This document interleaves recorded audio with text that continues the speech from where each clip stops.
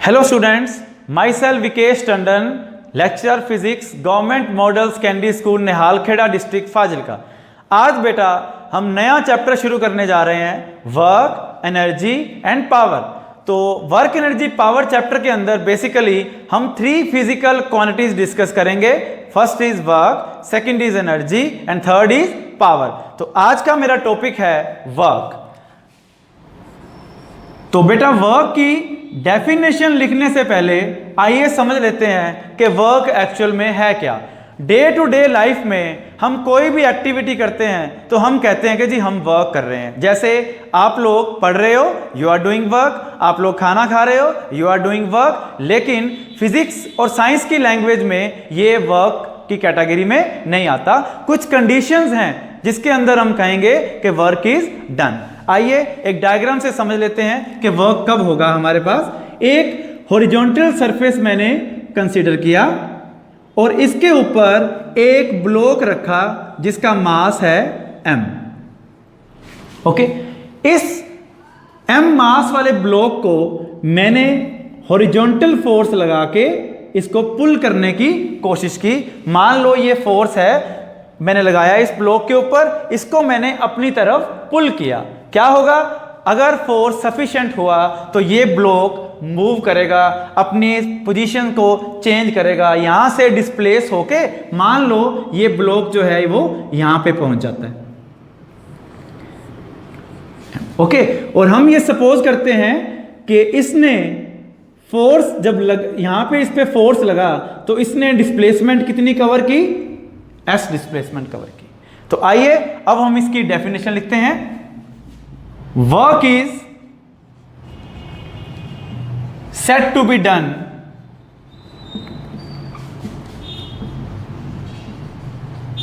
when a force displaces a body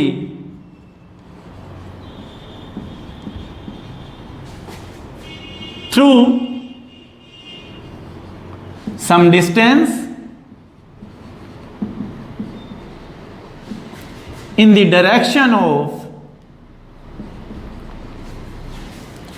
applied force। ये ध्यान रखना आपने, in the direction of applied force। So जो line of action of force है उसके अंदर ही in the direction of applied force। Okay, तो इस केस में हम कहेंगे कि जब कोई फोर्स लगा, उसने बॉडी को मूव किया, कुछ डिस्प्लेसमेंट आई, तो हम कहेंगे कि जी वर्क हो गया, वर्क इज डन। लेकिन अब एक और केस कंसीडर करते हैं। अब बेटा यहां पे मैंने फोर्स कौन सा लगाया है? Horizontal force. और ये जरूरी नहीं है कि हर बार जो फोर्स है वो हॉरिजॉन्टल लगे। एक और केस कंसीडर करते हैं हम मान लेते हैं कि हम हॉरिजॉन्टल के साथ इस डायरेक्शन में फोर्स लगाते हैं, ठीक है, किसी एक एंगल पे। उस एंगल को मैं नाम दे देता हूं थीटा।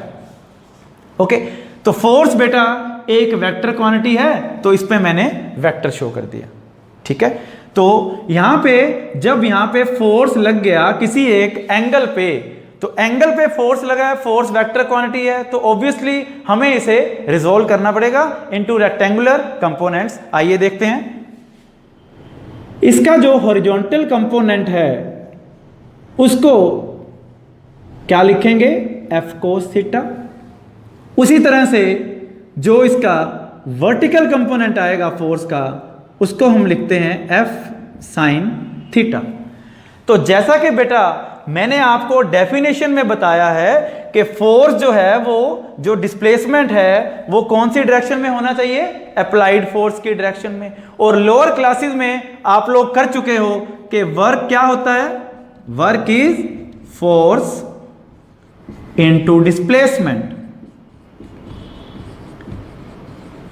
तो अगर इसी फॉर्मूला को मैं यूज करूं यहां पे तो क्या लिखूंगा?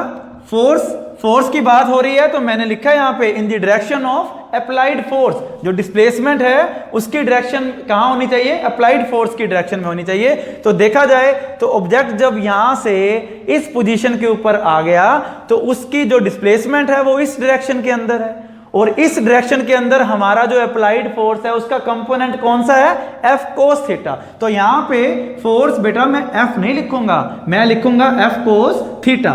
तो यहां मैंने लिखा F cos theta into displacement कितनी आ गई, S आ गई। ओके, क्लियर है यहां तक। तो अब इसको क्या लिख सकता हूं मैं, F S cos थीटा, ये आ गया। और ये समझो आप कि वर्क जो है ना वो हमारे पास एक स्केलर क्वांटिटी है, ये एक स्केलर क्वांटिटी है। और ये भी देख सकते हैं कि ये स्केलर क्वांटिटी कैसे है। आप लोग लास्ट चैप्टर में डॉट प्रोडक्ट पढ़ के आए हो, जिसके अंदर हम क्या लिखते हैं, A dot B is equal to AB cos theta. यहां से समझ लेते हैं, A dot B is equal to AB cos theta. अब अगर इसी डॉट प्रोडक्ट को मैं यहां पे यूज करूं तो I can write it as F dot S। So work can be written as dot product of force and displacement. तो फिर से, work is said to be done when a force displaces a body through some distance in the direction of applied force. इस चीज का बेटा बहुत ख्याल रखना आपने कि डिस्प्लेसमेंट या जो डिस्टेंस है वो मूव जो करना है, उसने जो कवर करना है वो किस डायरेक्शन में होगा, अप्लाइड फोर्स की डायरेक्शन में होगा। तो यहां बेटे W is equal to F dot S आ गया। तो यहां से देखते हैं वर्क हमारे पास क्या आ गया, FS cos theta. Work is equal to FS cos theta F cos theta into S। तो बेटा इस एक्सप्रेशन को यूज करते हुए हम लोग वर्क को एक नए मेथड से भी डिफाइन कर सकते हैं, एक नई डेफिनेशन बना सकते हैं। वो क्या, work is equal to product of component of force,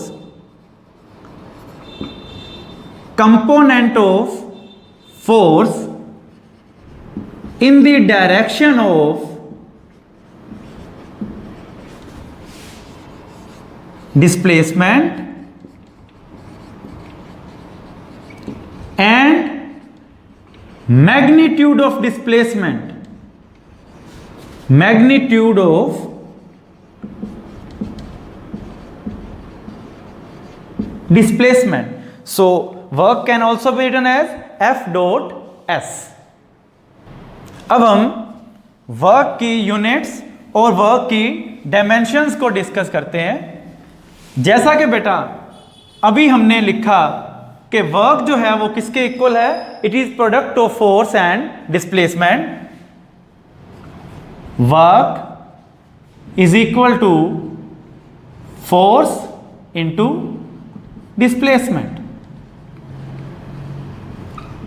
तो यहां से अगर मैं डायमेंशंस की बात करूं, वर्क के डायमेंशंस की बात करूं तो वो क्या आएंगे, देखते हैं। वर्क फोर्स के डायमेंशंस क्या होते हैं हमारे पास, M1 L1 T minus 2। Okay, और डिस्प्लेसमेंट को कैसे लिखते हैं, L1 से लिखते हैं। तो देखा जाए तो हमारे पास M1 L2 T माइनस 2 ये जो डायमेंशंस आ गए वो डायमेंशंस हो गए किसके, वर्क के। अब बात कर लेते हैं यूनिट्स की। यूनिट्स, तो वर्क के यूनिट्स बेटा क्या होते हैं हमारे पास, देखते हैं। अब इस फॉर्मूला से देखो जरा, मेरे पास यूनिट्स ऑफ वर्क क्या आएंगे, फोर्स किसमें, न्यूटन में, डिस्प्लेसमेंट किसमें, मीटर में। तो इस तरह से मेरे पास जो फोर्स के यूनिट आ गए वो क्या आ गए, न्यूटन मीटर। कौन से सिस्टम में, एसआई में, एसआई सिस्टम में। ओके, उसके बाद अगर सीजीएस की बात कर लें हम लोग, सीजीएस सिस्टम में क्या आएगा मेरे पास, फोर्स किसमें होता है, डाइन में, और डिस्प्लेसमेंट सेंटीमीटर में। तो इस तरह से हमने देखा कि सीजीएस के अंदर हमारे पास जो यूनिट आ गए वर्क के वो क्या आए, डाइन सेंटीमीटर। अब इस न्यूटन मीटर को हम लोग एक नया नाम देते हैं, दैट इज जूल, और इसका सिंबल क्या है हमारे पास, कैपिटल जे। ओके, और उसी तरह से सीजीएस के अंदर जो डाइन सेंटीमीटर लिखा, इसको मैं लिख सकता हूं आर्क। अब अगर हम एसआई सिस्टम और सीजीएस सिस्टम की रिलेशन डेवलप करने की कोशिश करें तो कैसे लिखेंगे, 1 joule is equal to 10⁻⁷ hours. तो ये बेटा कुछ बेसिक बातें थी वर्क के बारे में जो हमने डिस्कस की। तो अब हम बात करते हैं नेचर ऑफ वर्क डन के बारे में। So work done can be positive, negative और जीरो। आइए देखते हैं। हमने बेटा एक एक्सप्रेशन डिराइव किया था, work done is equal to dot product of force and displacement, that is W is equal to F dot S। इसको हम किस तरह से लिख सकते हैं, Fs cos theta. So clearly work done depends upon the value of F, S and cos theta, and nature of work done depends upon the value of theta, that is cos theta. हमें यह पता है कि cos theta की range क्या है हमारे पास, -1 to +1। So clearly हम cos थीटा की वैल्यू से ये पता लगा सकते हैं कि हमारा जो वर्क डन आएगा, जो कि एक स्केलर क्वांटिटी है, उसकी वैल्यू पॉजिटिव, नेगेटिव और जीरो किस तरह से आएगी। सो फर्स्ट केस कंसीडर करते हैं हम लोग positive work. Positive work, so positive work किस केस में आएगा, when theta is acute. Acute means that is theta is less than 90 degree. अगर थीटा की वैल्यू 90 से कम है तो उस केस में हमारे पास जो वर्क डन की वैल्यू है वो पॉजिटिव आएगी। एक एग्जांपल से देखते हैं।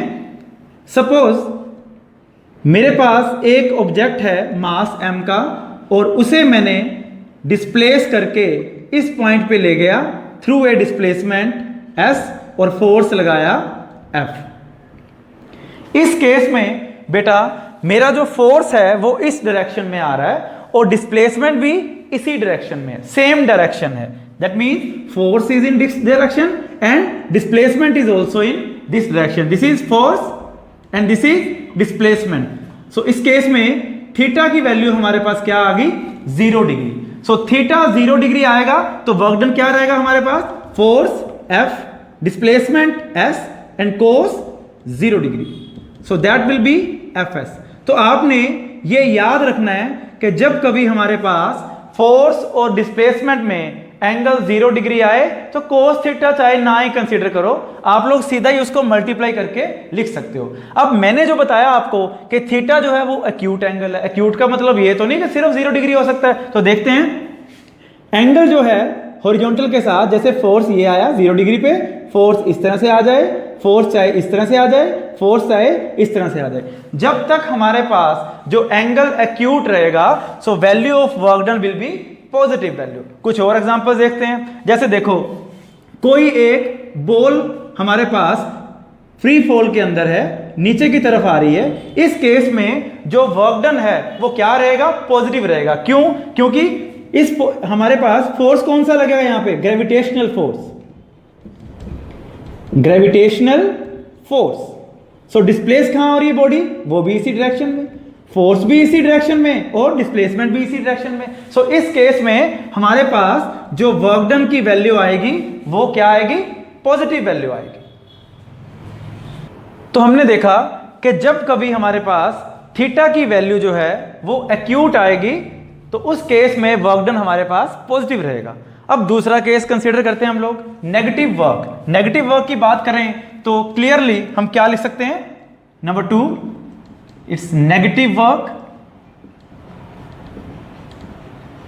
सो नेगेटिव वैल्यू कब होती है हमारे पास, when theta is obtuse angle. Theta is obtuse that is theta is greater than 90 degree, theta is greater than 90 degree. अब बात करें कि ग्रेटर देन 90 आ गया तो मैं केस लेता हूं बेटा एक theta is equal to 180 degree का। वो कैसे? मान लो मेरे पास एक बॉल है, इसको मैंने ऊपर की तरफ फेंका हवा में, अपवर्ड डायरेक्शन में, तो कहां जाएगा ये? इस तरफ। इसकी जो डिस्प्लेसमेंट है वो इस तरफ जाएगी, और इस पे फोर्स कौन सा लगेगा? एक तो अपवर्ड फोर्स जो हमने इसको प्रोवाइड किया, और दूसरा लगेगा gravitational force tending downward, gravitational force. So gravitational force जो है वो नीचे की तरफ। इस केस में बेटा हमारे पास जो फोर्स और डिस्प्लेसमेंट के अंदर एंगल कितना आएगा? 180 degree, 180 degree. Force downward act कर रहा है, ग्रेविटेशनल फोर्स, और डिस्प्लेसमेंट इसकी अपवर्ड डायरेक्शन में है, तो क्या लिखेंगे? Force work done is equal to F S cos theta.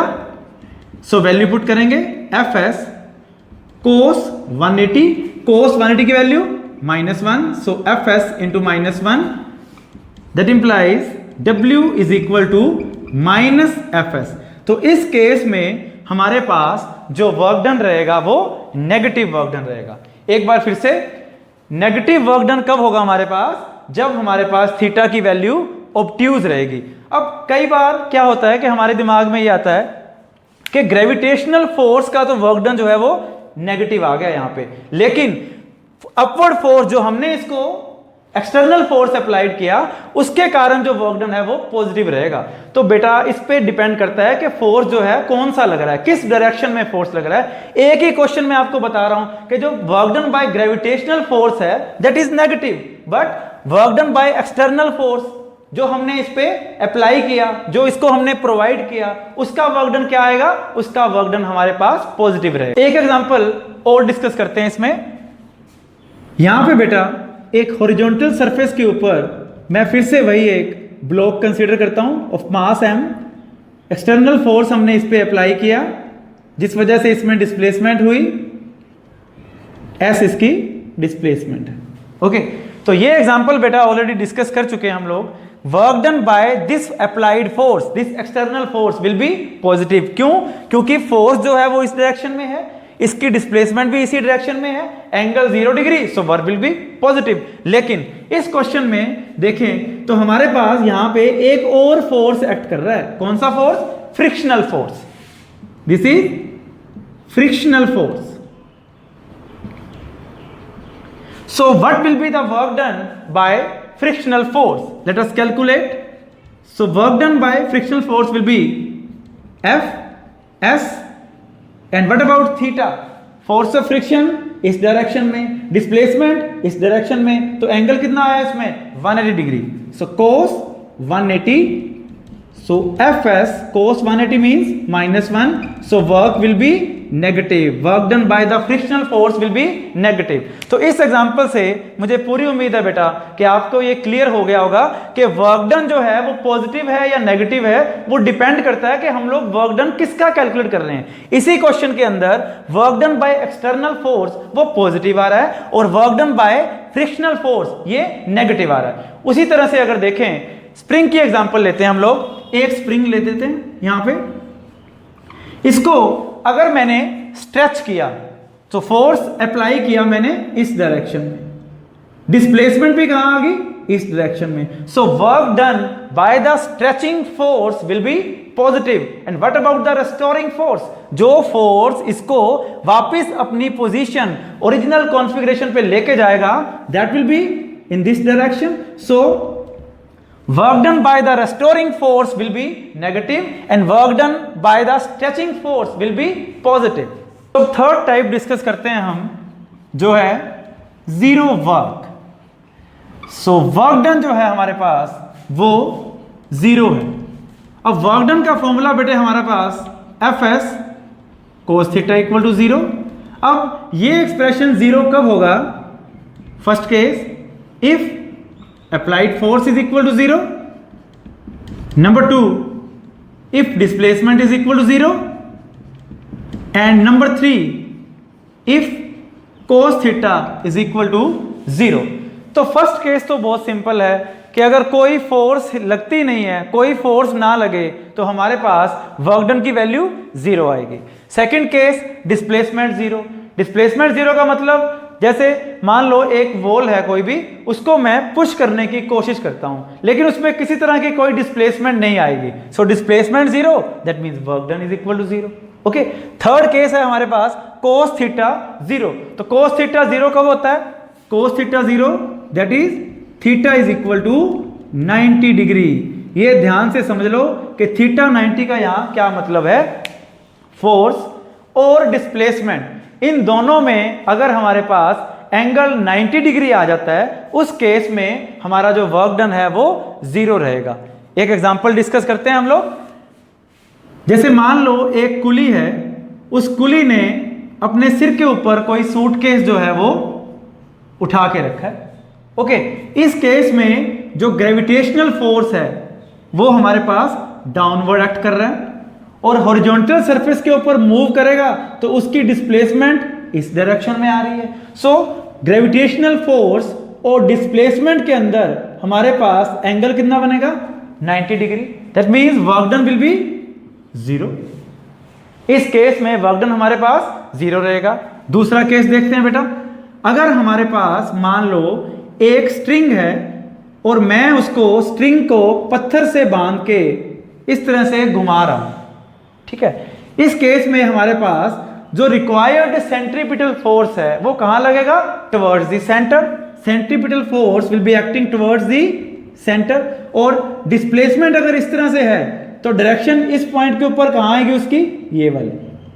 Okay, so angle between force and displacement is 90 degree in this case, so work done will be 0। Third case एक और consider करते हैं। मान लो मेरे पास एक रिजिड सपोर्ट है, उसके ऊपर स्ट्रिंग से मैंने एक बॉब को बांध लिया। ओके, उसके बाद मैंने इसको खींच के मैं यहां तक ले गया। यहां पे कौन सा फोर्स एक्ट करेगा? स्ट्रिंग के केस में टेंशन आ जाएगी। ओके, इसको मैंने यहां पे लिखा। अब इसमें डिस्प्लेसमेंट की डायरेक्शन क्या आएगी? ये वाली आएगी। और एंगल कितना आ गया बच्चे यहां पे? 90 डिग्री। सो इस केस में भी work done by the tension will be 0। अब एक न्यूमेरिकल डिस्कस करते हैं। A block is push through 4 metre across a floor offering 100 newton resistance. Find work done by the applied force and resisting force. इस case में बेटा हमारे पास displacement given है 4 metre, force given है 100 न्यूटन, और आपने वर्क डन जो है वो कैलकुलेट करना है। तो यहां पे डायग्राम बनाया मैंने। इसके अंदर क्या है बेटा कि रेजिस्टिंग फोर्स हमारे पास 100 न्यूटन गिवन है, तो इस केस में वर्क डन निकाल सकते हैं। लेकिन अगर हमने work done by applied force निकालना है तो उसके लिए हमें फोर्स पता होना चाहिए कि अप्लाइड फोर्स कितना है। तो यहां पे कैसे कंसीडर करेंगे अप्लाइड फोर्स? इस तरह आएगा एफ अप्लाइड, तो वो कितना रहेगा? मिनिमम 100 न्यूटन, क्योंकि लिमिटिंग फ्रिक्शन हमें गिवन है, force due to limiting friction given है कितना? 100 न्यूटन। तो कम से कम जो फोर्स अप्लाई कर रहे हैं वो भी 100 न्यूटन होगा, तभी ये मूवमेंट पॉसिबल है, तभी इसकी डिस्प्लेसमेंट पॉसिबल है। तो इसलिए हम फोर्स जो अप्लाइड है उसको भी कितना मान लेते हैं? 100 न्यूटन। अब बात करते हैं इसके वर्क डन की। Number 1, work done by applied force is equal to Fs cos theta. So force कितना आ रहा है हमारे पास? 100, डिस्प्लेसमेंट 4 मीटर, और एंगल कितना? 0 डिग्री। अप्लाइड फोर्स इस डायरेक्शन में है, डिस्प्लेसमेंट भी इसी डायरेक्शन में है, तो एंगल कितना आ जाएगा? 0 डिग्री। तो क्या बनेगा ये? 100 into 4 into 1 that is 400 joule. उसके बाद हम बात करते हैं work done bye resisting force. It is also Fs cos theta. अब वैल्यूज पुट करते हैं। फोर्स की वैल्यू 100, S की वैल्यू डिस्प्लेसमेंट 4 मीटर, और cos थीटा कितना आ जाएगा? cos 180। क्यों? क्योंकि जो रेजिस्टिंग फोर्स है, फोर्स ड्यू टू फ्रिक्शन, वो इस डायरेक्शन में है और डिस्प्लेसमेंट इस डायरेक्शन में है, तो हमारे पास एंगल कितना आ जाएगा 180 डिग्री। सो 100 इंटू 4 इंटू cos 180 कितना -1। सो हमारे पास इसकी वैल्यू आ जाएगी -400 joule. So clearly work done by applied force is positive and work done by the resisting force is negative. अब बेटा हम लोग एक और एग्जांपल कंसीडर करते हैं जिसके अंदर फोर्स और डिस्प्लेसमेंट हमारे पास दोनों ही वेक्टर फॉर्म में गिवन हो। जैसे कि मान लो मेरे पास एक फोर्स लगाया, उसकी वैल्यू है I cap plus J cap plus K cap. A force F whose value is I cap plus J cap plus K cap moves a block along displacement vector S is equal to I cap plus 2J cap plus 3K cap. Find work done by applied force.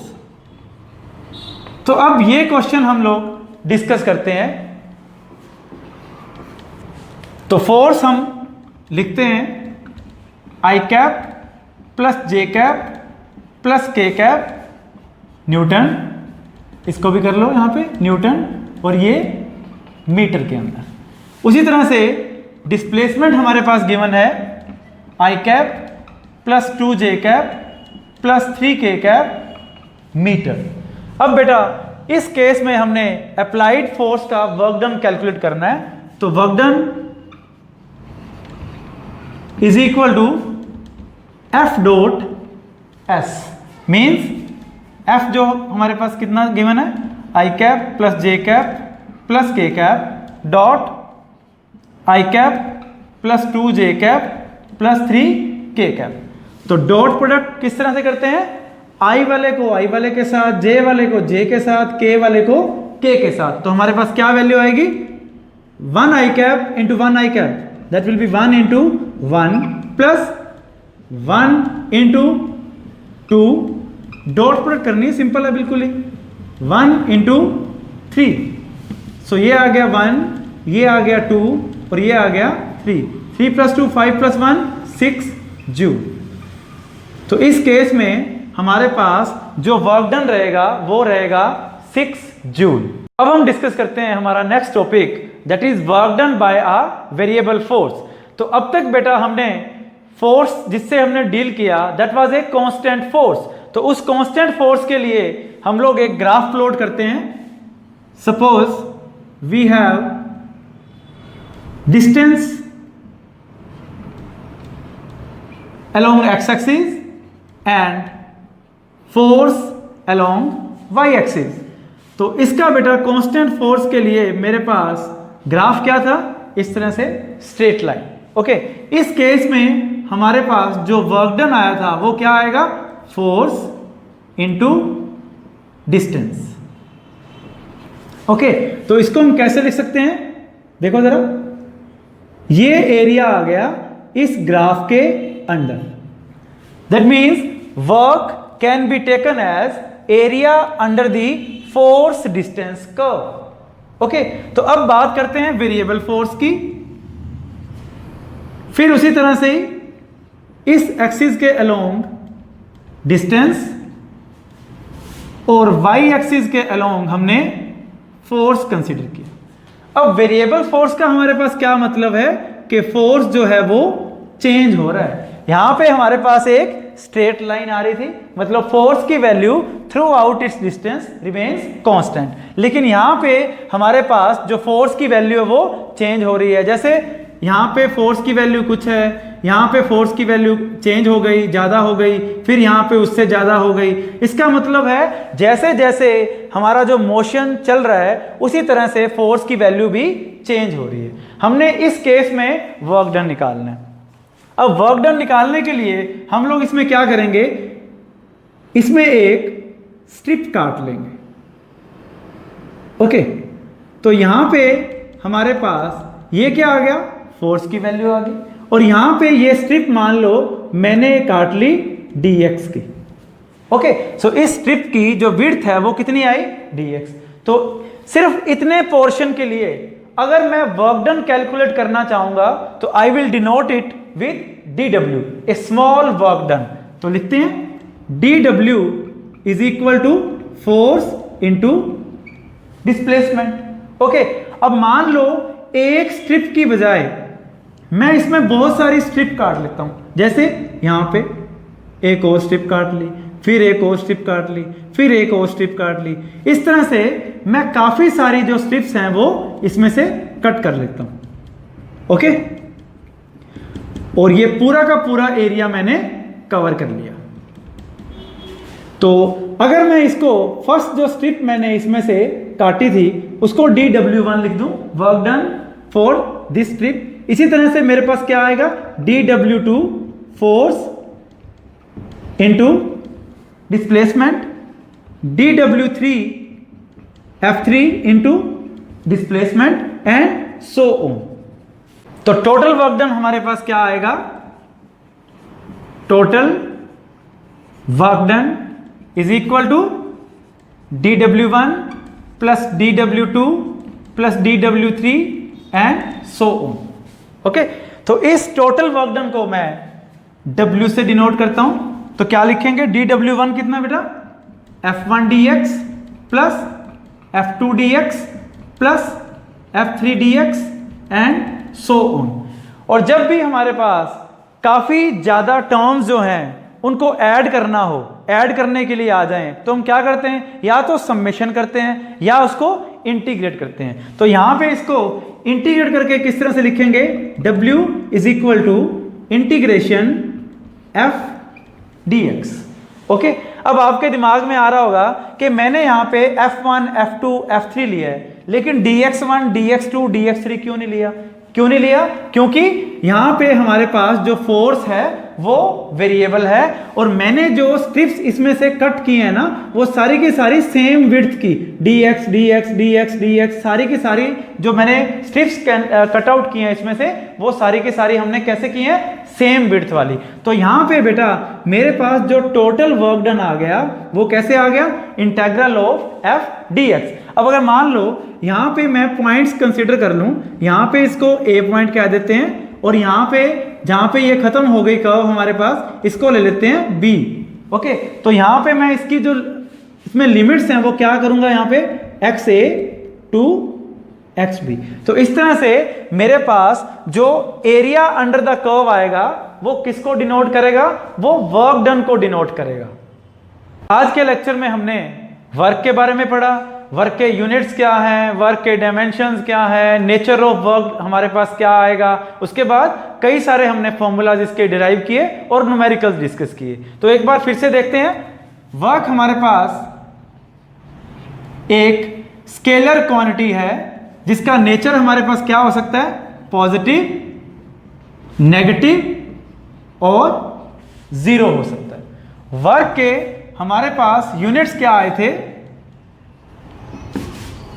SI system के अंदर हमने पढ़ा कि work के unit हैं joule, और CGS system के अंदर हम लोग इसको अर्ग्स लिखते हैं।